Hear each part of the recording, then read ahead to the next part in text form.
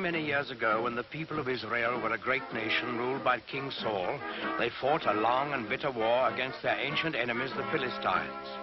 In those days, soldiers used swords and spears and bows and arrows, and they wore heavy armor and carried shields to protect themselves in battle, so that only the biggest and strongest men were taken into the army.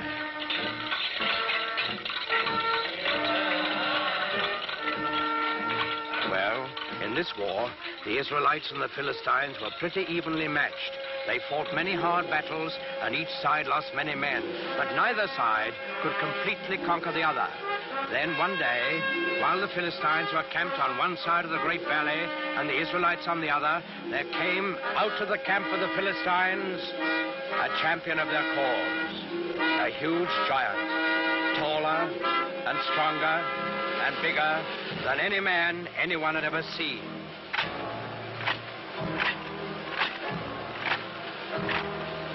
He wore very heavy armor, and his face was fierce and cruel, so fierce and cruel that it would strike fear into the hearts of the bravest. This was Goliath, the giant of Gath. He strode to the center of the valley, faced the armies of Israel, and in a voice like thunder, he hurled this defiance at them. I am Goliath, the giant of Gath, and the Philistines have chosen me as their champion. You, soldiers of Israel, choose a man for you, and let him come down here and fight with me. If he kills me, we will be the servants of Israel. If I kill him, you will be slaves to the Philistines. I defy any man to accept my challenge.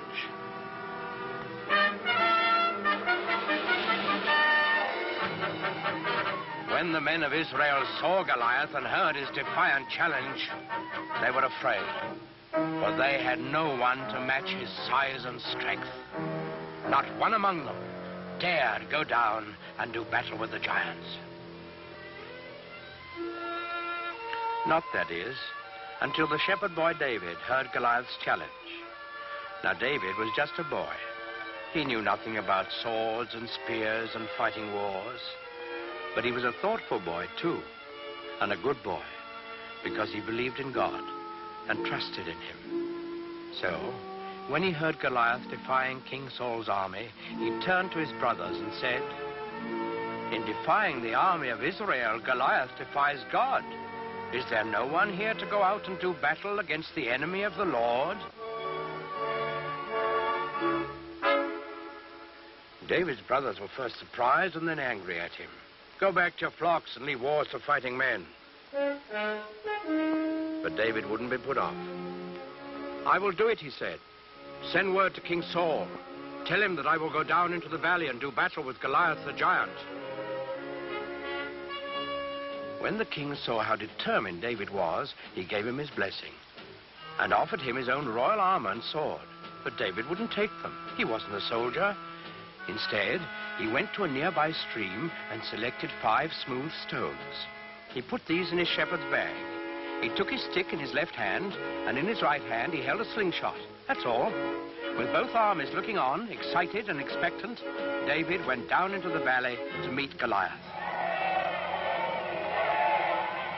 They met in the middle of the valley. David looking up at the giant, confident and unafraid, and Goliath looking down on the unarmed boy with eyes full of hatred. Suddenly, the giant Philistine roared in a terrible fury. "I have defied all the armies of Israel to give me a man to fight, and they have sent a boy against me. What? Am I a dog that you come against me with a stick?" David answered him calmly. "I come against you in the name of the Lord of hosts, the God of the armies of Israel, whom you have defied. Your sword and your spear and your shield will not save you, Goliath, for this day you shall learn that the Lord fights on the side of right." Goliath let out an angry snarl. So be it. Defend yourself, boy. Goliath the giant rushed forward to make quick work of the boy champion of the Israelites. David stood his ground.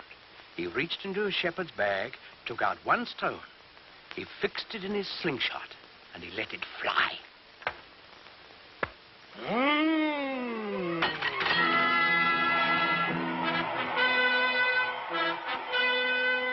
The giant was dead, and the simple shepherd boy, who trusted in God, had done what all of King Saul's army hadn't been able to do.